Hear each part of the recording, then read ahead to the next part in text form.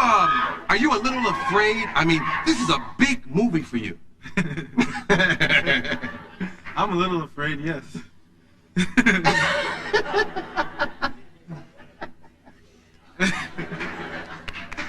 How was it, direct? Don't start, okay? Don't start. How was it, direct? It was fun.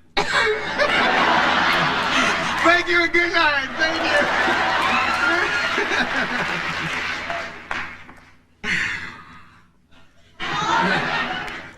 Now, how was it? Now, I mean, will you do it again? I mean, did you bite off more than you could chew? We talked about that last week. I don't know.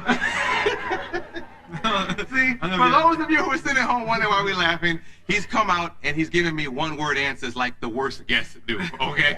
And he's going to try to give me a hard time. But I'm going to keep asking you questions. You know what the next question is going to be? No. Okay. So, maybe you'll answer that first one. No.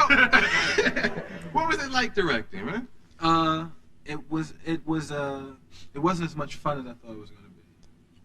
And, because there's a lot of stuff that they ask you like that. You're like, you want this cushion like this or like this? And you're like, I don't care about the cushions. But I don't like stuff like that. But I might do it. Depends on how successful a movie is. If the movie comes out and it's successful and people are going, oh, it's wonderful, I'll direct again. If they go, ha, that was garbage, I'll never do it again. How did you feel, though, when you watched the finished product? But after, you know, if you do something for 9 months, you're going to say, I like it. You don't want to do 9 months and go like, this ain't quite right. But I like the movie a lot, and everybody that's seen the movie, we screen it to people, and they watch it, and they like it. So, and y'all will like it too. I think it's a good movie.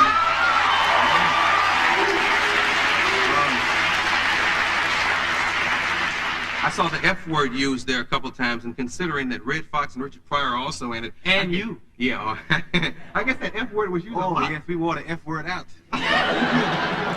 That's what we almost called the movie. F-word nights. Yeah.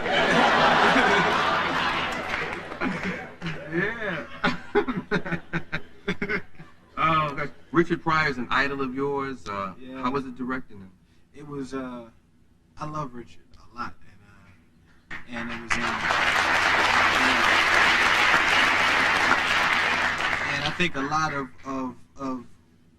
what I am has to, is just because, I grew up admiring the man so much, and it blew me away to just be on the set with him. Because I've been wanting to do a film with him since I started doing films. Mm-hmm. And I would go and say, "Hey, Richard, I got this idea for a movie," and he'd go, "Yeah." and after a while, I gave him this idea, and he liked it, and we did it. And it's just something I've been working up to for a long time. And I'm real happy that he did it, and he came off real good in the picture, real good. Where did you get the idea for Harlem Nights? My accountant came to me and he said, you know, you almost have no more money left. And I said, I'll be back in 2 minutes. We're doing this next week.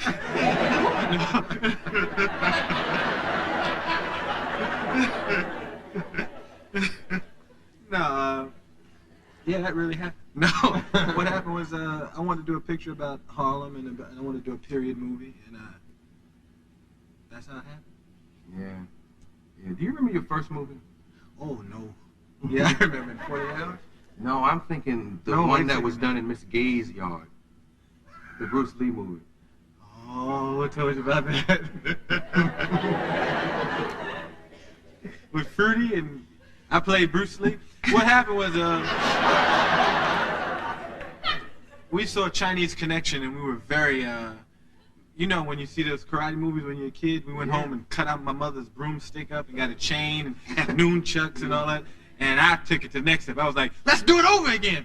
So we got a Super 8mm. You don't have that here or nothing like that, do you? Good, because if you shoot that clip Roll out. the clip up. No. I mean, and we went in the backyard and we shot about 10 minutes of Chinese Connection with an all-black cast. We had to close down production though because we only had $15. what was it called? It was called The Chinese Connection Again. We'll be right back with more Eddie Murphy. Chinese Connection Again.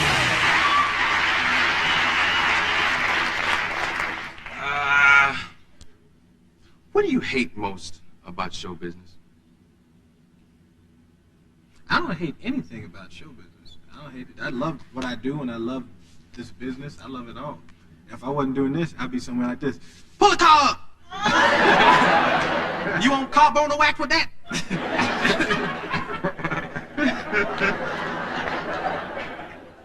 Wait, very much. When you're in the position that you're in.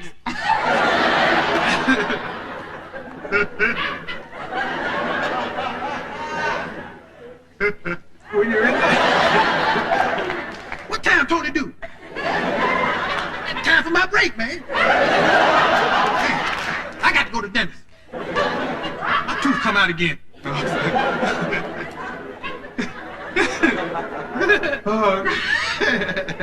Are you ever gonna do stand-up again? You miss stand-up? You know, sometimes I want to do stand-up, and I go to the club, and I see a lot of comedians, and they're so good, it makes me afraid. Like, it's kind of here, brother out there now, I know it's laugh. It's a comedian named Damon Wayans, who, Damon's funny, man. And I want to do comedy. I want to get that bug in you to go do stand-up, and then you go down to the comedy club, and you see somebody like Damon doing comedy, and you say, I don't think I want to touch the mic again, because it's so funny, you know. So, I don't know. So one day, maybe, eventually. Right now, I got some other stuff to do.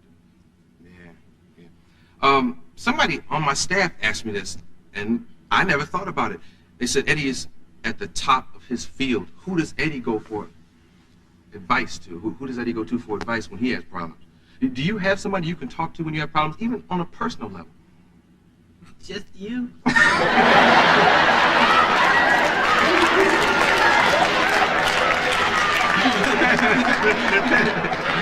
I'm not getting quite the answers I was hoping I'd get tonight. But no, you know, whenever somebody comes and asks me for some advice, I tell them, don't take nobody's advice. You know? Because a weird thing happened once. I worked out at a comedy club when I was like 16. And I don't want to say the club's name, but the woman that owned the club, she was like, oh, your act is terrible, and you need to change it, and you're never going to go anywhere. And like 5-6 years later, I met her daughter. And she was like, can you give me some advice? I want to be an actress. I was like, don't listen to your mother. Okay.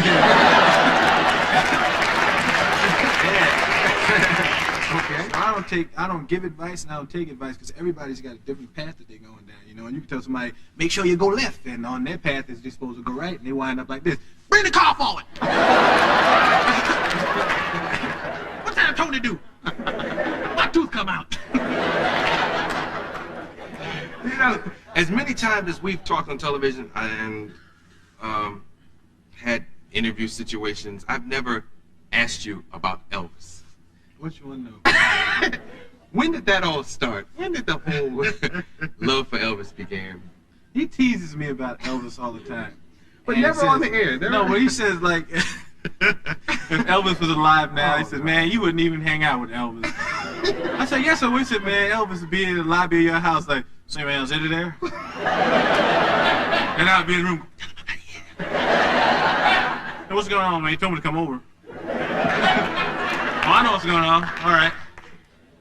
But when I was a kid, see, Elvis Presley to me, it's his presence, I think it is. I don't think anyone in this business has had as much presence as Elvis. I don't think anyone's had as strong a presence. I think there have been entertainers. I think Michael Jackson's the only entertainer who's ever been more famous than him. But I think Elvis has more presence. Like when Elvis walked in the room, everybody just looked at Elvis. You know, when he's on the screen, you looked at Elvis. He just had this thing about him. And he was going through all this stuff with drugs and all this craziness, but on screen and on stage, he always looked like he was in control, you know, and that's amazing because it was this war going on inside this guy, and I'm just fascinated with him, you know. Do you see similarities in Elvis and Eddie Murphy? None whatsoever. Really? Well, it started off, Elvis is very white, and I'm very black. Elvis is from Memphis, and I have never been to Memphis, and had I gone back then, they probably would have. Elvis! So I don't see any similarities. I just admire his presence, you know. We had Herbie Hancock here last night, who did the music for Harlem Nights, and he talked about what great instinct you have musically, and he talked about what a joy it was working with you and everything. He said that about my music? Well, no, he said when he was working. You see that there's a billboard for my album on Sunset, and somebody threw some snot like something on. I was in a good mood. I was coming here. I said, is that snot on my head? It's up there. They tried to hit it on the face. I guess he bought the album, thought it was a comedy record or something, and heard me talking about, oh, I'm gonna go throw snot on that picture.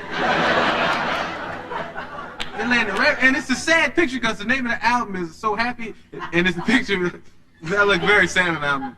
And he threw this snot on my head, and the snot's dripping down. I'm like, I knew that snot would wind up on that picture. You know, the exact expression you would have if some snot was running down your head.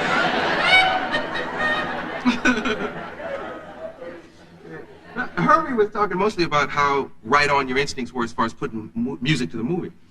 But I was going to ask you about the album. How's it going, and what's the next single coming off of it? I don't know what the next single is, and the album is going. We're going to play Party All the Time.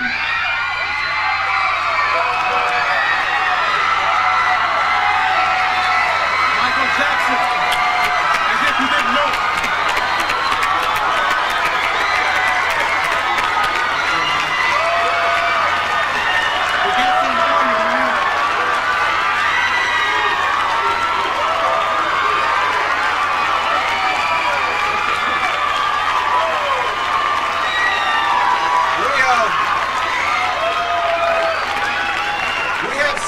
That we'd like to present to Eddie, and I'll let Michael tell you the rest. Presented to the king of comedy, Eddie Murphy, the greatest comedian of all time, the king.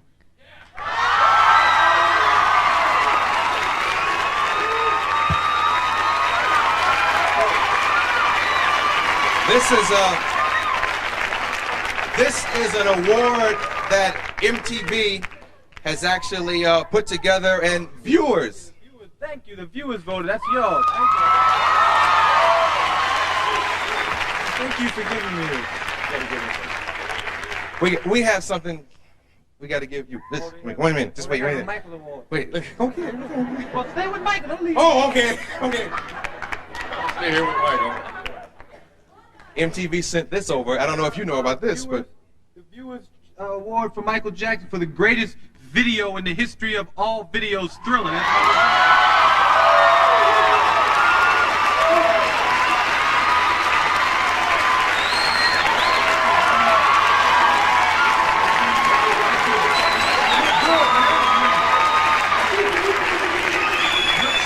Michael Jackson, Eddie Murphy.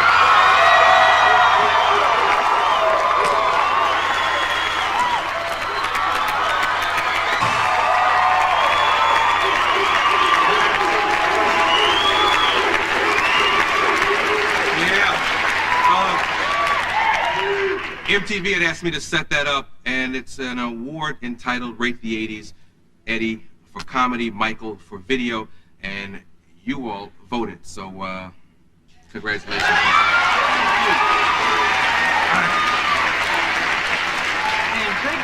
Yeah, I was shocked that Michael. You know, like I'm in this business, but that's one person when he's around, I'm still I like, know what to say now. It's like you want to go home now. It's like the show is over.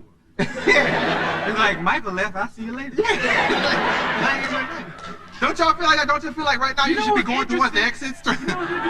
It was like when he first came out, y'all didn't quite, but y'all was like, that's a lookalike. That's yeah. And then when he got right about that, I said, hey, that ain't no lookalike.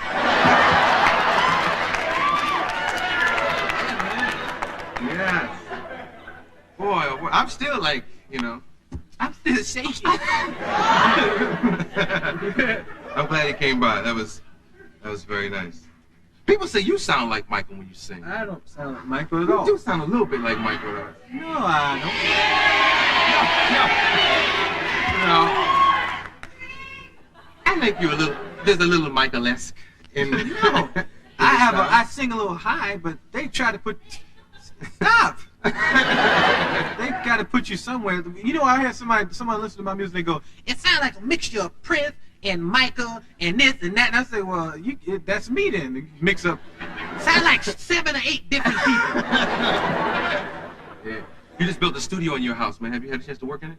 No, we just been like feeling the studio out and cutting some demos and stuff, man. So you didn't get a chance to do anything in that studio that's on this album? that's why my record. I gotta get more into my music because I put this studio in the house, and if I can't, it's like a big wasted studio down there. I know you'll be like, why do you have this studio down there? No one buys your records. But his studio is bad. It's underground and everything. It's real cool. You think you'll ever do any more ventriloquism? I'm sorry. I'm laughing alone again. No, you were a ventriloquist at one time. I was not a You ventriloquist. were, man.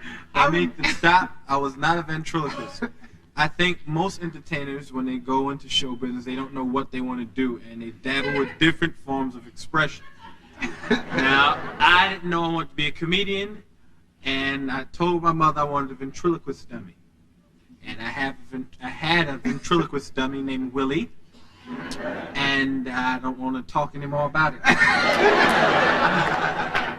Because he was a cheap dummy. His eyes didn't move. And Oh, God. you were a magician, so everybody starts. The And great then- Arsenio.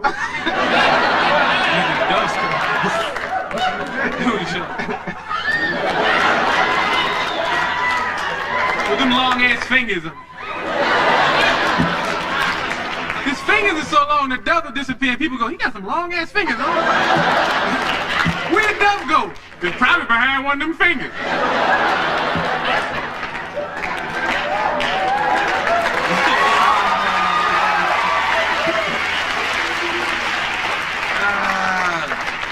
Stick out your finger. They got E.T. finger. Long, girls be going like, I think you got long fingers. Does that mean something when you have a long finger? Does it? It does? I want to ask Dr. It Ruth. means you have big gloves. That's all it means. It don't mean nothing. Dr. Ruth is something else, ain't she? She's wild. She told me, I said, is there a question I can ask Eddie? If you had him on your show, what would you ask him? She says, ask him what kind of lover he is. And I said, I don't think that's a good question for me. Yeah. I have my good nights and my bad nights. I have my nights when I want to shoot off a flare, and I have my nights when I write an apologetic letter after I'm so sorry. I just don't know what happened this evening. Oh, gosh. Are you in love right now? Yeah. That's good. Isn't that touching? But I didn't say with what or who. I was getting ready to say, put your mouth on me, we got to go. Oh, I'm so sorry.